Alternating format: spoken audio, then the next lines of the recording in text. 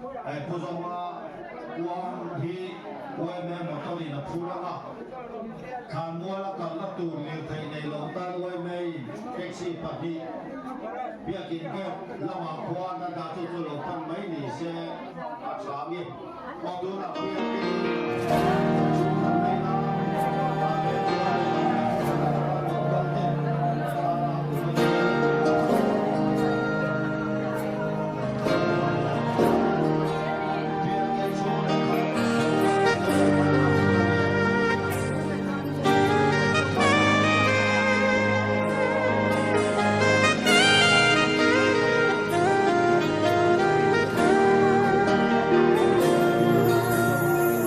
sai sen te ta ta min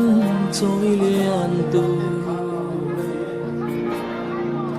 căn tan ban rin om lệ phố kun lệ kan nun na ku quy kan ma chuan lệ kan in na na Isulin nu kan chui bang long kapa Pir tiang relovin zamuan liam mala Dom lung ru ka itam reng si Ithai le shai te min rộn thiên về che mô Dùa lô bà sinh nun Căn chia ta thi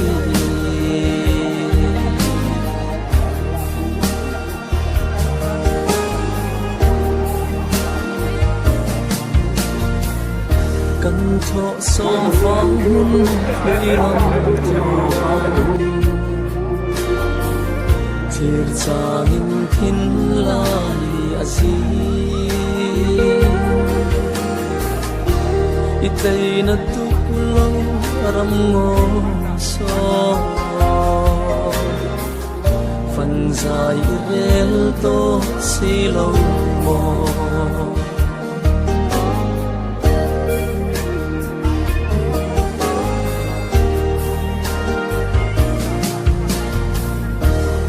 Ngilenginan silfa ber Do hele zaidam minun zia Midang tananun inphal kha Dam khua sayan du thuan sa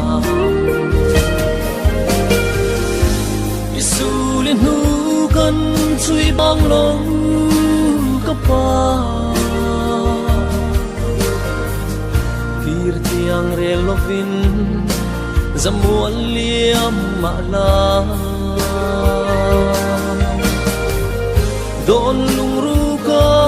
itam reng si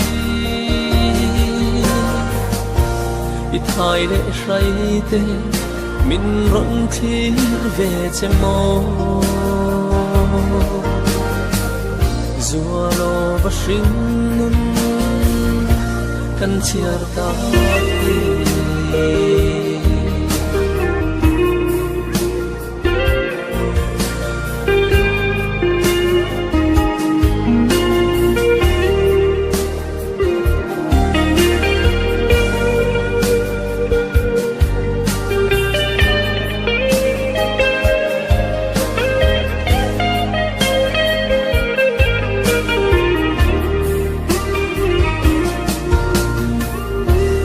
Ilen rual te shil nan hai nge Biak bu basiang loi za kha Salem thari loi bikhi e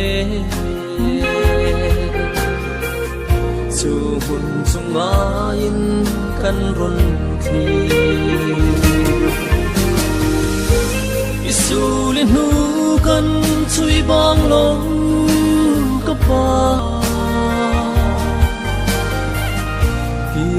tiang re lovin zamual liam mala don lung ru ka itam ring siithai le shai te min ron thlir ve chemo zualo va shring nun kan chiar ta thi zualo va shring nun kan chiar ta thi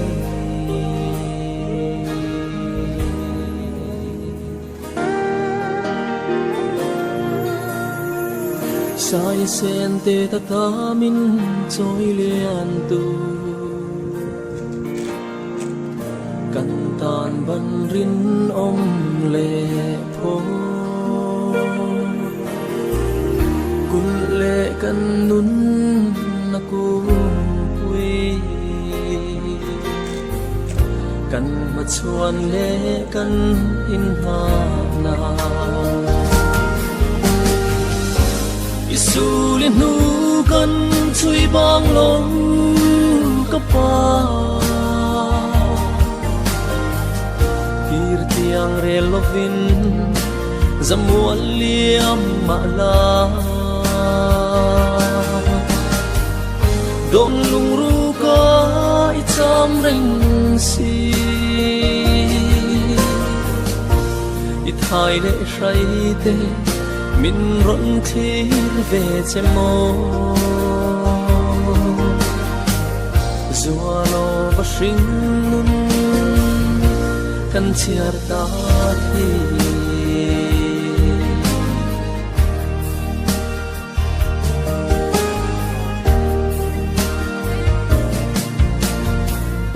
kan tho som phang mun hlui lam tuang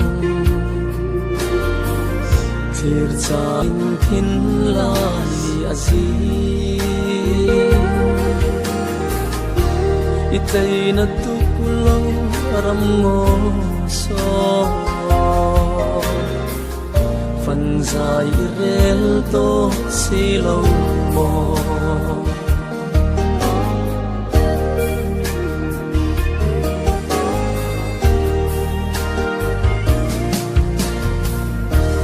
ami lengin nan shilfa ber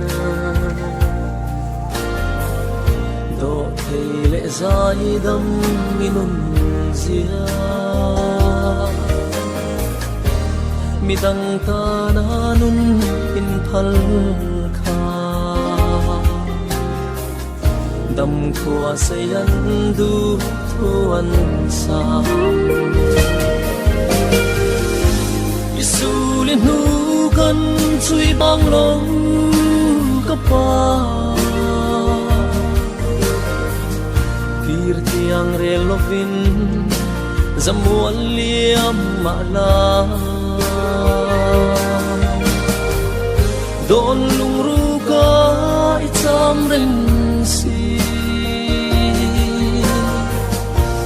ithai le shai te min ron thlir ve chemo zualo va shring nun kan chiar ta thi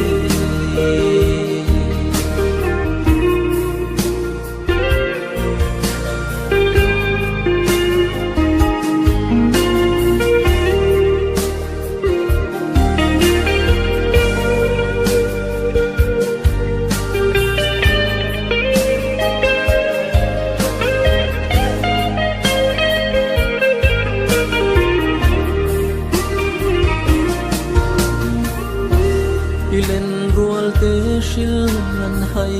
nge biak bu basiam loi za kha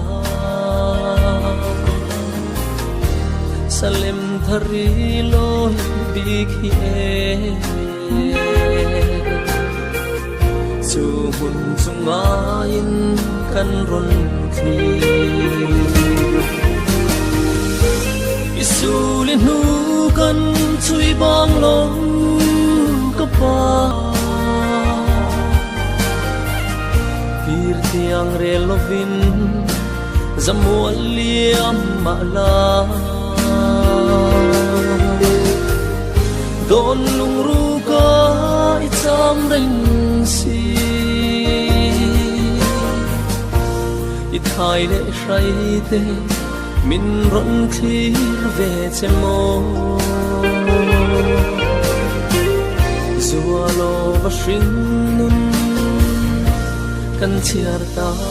thi Zualo va shing nun Kan chiar ta thi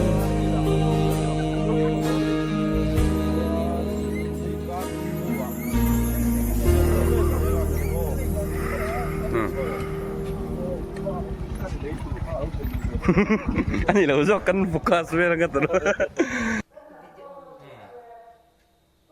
Ah, dam tadi non hodan ni oh. Ingkan no kuang. Bye rồi lên. Ya sipo.